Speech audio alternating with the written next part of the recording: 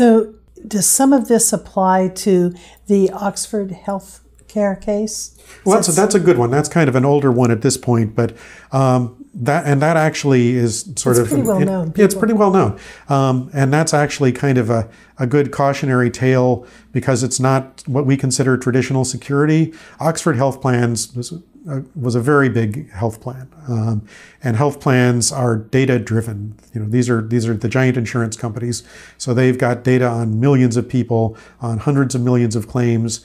They've got information about payments going to hundreds of healthcare providers and lots and lots of analysis that needs to happen to that to make sure that the right amounts are being paid to the right people at the right time for the right purposes.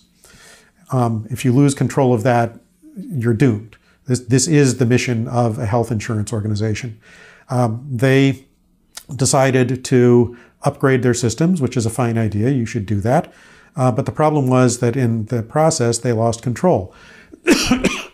They lost control to such an extent that they were unable to accurately account for the transactions that they were engaged in.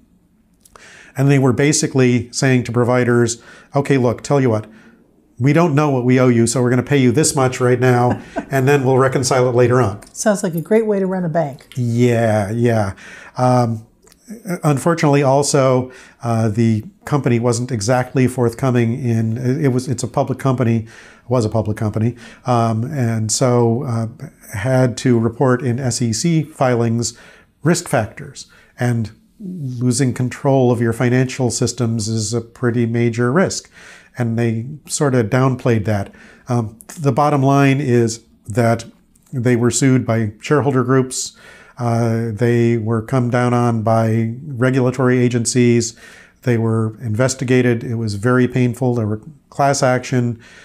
People lost jobs. Their outside auditors were sued as well. Individual executives were sued for breach of fiduciary duty. And we don't typically, when you and I are talking security, we're usually talking about, ooh, did you hear about the latest exploit that has come from somewhere interesting, and what do we know about it, and what could it do? But this is, absolutely a security problem that was caused by a legitimate mission-critical activity where they lost control. And, should security officers be involved in upgrades? Yes, because that's where gaps and problems open up. I don't know that a security officer could have done anything about Oxford's problems. That sounds more like it was a problem with your IT folks and your developers and the folks who were implementing it. But you need to be at the table for that, or your organization loses control. It's one of those. Do you remember the nursery rhyme? For want of a nail, a shoe is lost. For want of a shoe, a horse is lost. For want of a horse, a king is lost. For want of a king, a kingdom is lost, all for the want of a horseshoe nail. And so I think that's where we are. And I think that perhaps you agree that boards and people in senior management positions may not even understand how vulnerable they are to something that small or that insignificant.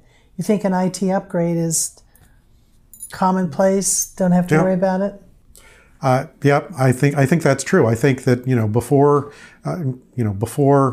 going through major projects like that, you obviously need to understand your risks, and they probably thought that they did, which leads you to the other side of it, which is that you can guarantee bad things will happen. So what's the plan when the bad thing does happen? So John, this all sounds pretty daunting. The question becomes, what do we do?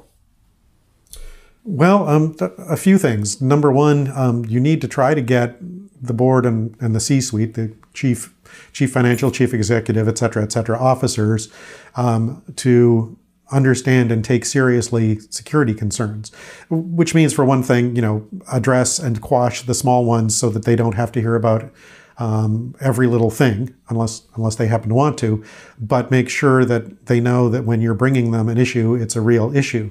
Another one is I recommend against doing what I would call kind of minimalist risk management and risk assessment. There are sort of choices you can make.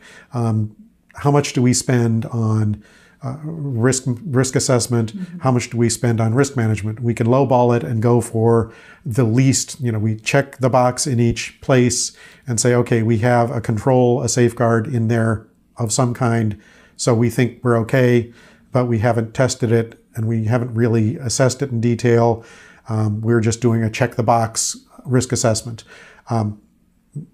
I don't like those because the odds are very good that you didn't create a big enough knowledge base to, encompass all the black swans that might be lurking within your perimeter. You want to find them if you can. You won't find them all, but you want to find as many as you can. So you do something where it costs somewhat more, but you find out more about the vulnerabilities, the threats that you do face, so that you can actually do something. And then you need to be ready to respond because the bad thing will happen.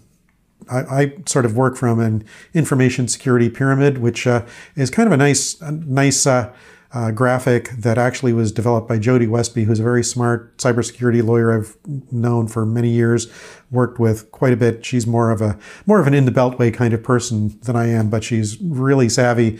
And she came up with kind of a pyramid as to how all this works. And I think I alluded to this a bit before. You start with boots on the ground and sort of work it up. And so, you can look at it and say, okay, well, we've got these different layers in the organization, operations, the cross-fertilizing team that puts all the information together, the C-suite that needs to understand and report to the board in a condensed, crisp way so that the board can accept what's going on, what the risks are, or not accept them and say, we authorize you to spend money. And spending money is always better if you have a need for it. And then so that flows, the information flows up each step of the pyramid, and then the decisions and authorization flow down. From the top, the folks at the top tell the C-suite, okay, here's an acceptable level of risk, and here's your budget, your global budget. And the folks in the C-suite then turn around to operations and say, okay, here's what we could spend it wisely, and here's, the extent to which you have the ability to accept risk, or maybe here's what you need to report back to us about risk. And then the cross-organizational folks are actually the policy development folks. They develop them and recommend them to the C-suite, but they develop them in the context of reality for the folks who are the boots on the ground. Because there are a few things I hate more than policies and procedures that don't actually match what you do, because then people won't do them and you're automatically out of compliance with your own policies and procedures. So, set it up in that kind of a process, whatever works for your organization. Do the best you can to get that in place. Have your reporting up and policy review and revision coming down, and then lather, rinse, and repeat as needed. What I'm hearing, John, this is a far cry from the old days when we worried about Sarbanes-Oxley and compliance with a single law. Then we saw subsequent laws being piled on and overlapping and conflicting. What you're describing is an evolution, where today we're looking at this entire ecosystem, and you're developing a process that's recursive, that responds to change in technology, change in laws. Is that correct? I think so. I mean, I went through a process, as you recall, because you were there with me, where I tried, and a lot of people were trying to figure out, okay, we have all these different laws that might apply to one organization. How can we reconcile them? And we created gigantic spreadsheets and tried to figure out, okay, so what do they have in common and what don't they have in common?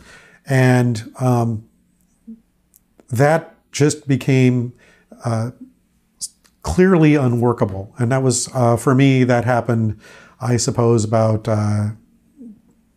started happening 10, 12 years ago.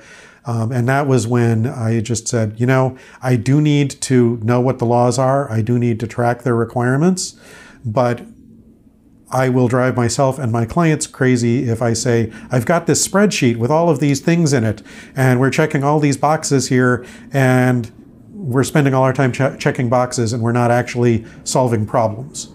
And the fact is that if you check all the boxes, you're still out of compliance anyway. So the exercise obviously was not going to be the most useful. So as I say, as a lawyer, of course, I need to know what the laws are that apply to my clients, and I still do have those darn spreadsheets because sometimes you just need to fill out the checklist. Do the gap analysis and understand what you do and don't have, because sometimes for some laws, HIPAA, you need to have a written document in all of these areas. So you check the box with your written document. But if all you do is check the box, you probably haven't addressed your actual risks. You're reflecting what I hear from employers, that they want to hire people who can think and solve problems, not checklist people. And so what you're affirming is that the practice has moved, the legal practice and the compliance practice has moved to this more organic problem-solving environment, in your opinion. I think that's best practice at this point. Yes, I think the other one, I still run into people who do that or think that that's what you do. So do I. Yeah, we will. And that, suits some people, but I don't think it suits organizations very well. And I certainly don't think it's appropriate for addressing the threat environment. And the threat environment is what matters, because, unfortunately, they're driving the ship. Well, I'm afraid so. If we aren't, I wish we could get ahead of them. I don't think we will. So what do you do, John, when you're out of compliance with a particular law? As you said, you have conflicting legal requirements, different compliance regimes. You're managing your system as a complete system. What happens if there's a conflict, or you're audited, or you're found to be out of compliance with this little thing? Well, as I say, How do you handle it? I pretty much guarantee that any organization of significant size, even a highly competent one, I guarantee it can be found out of compliance with something.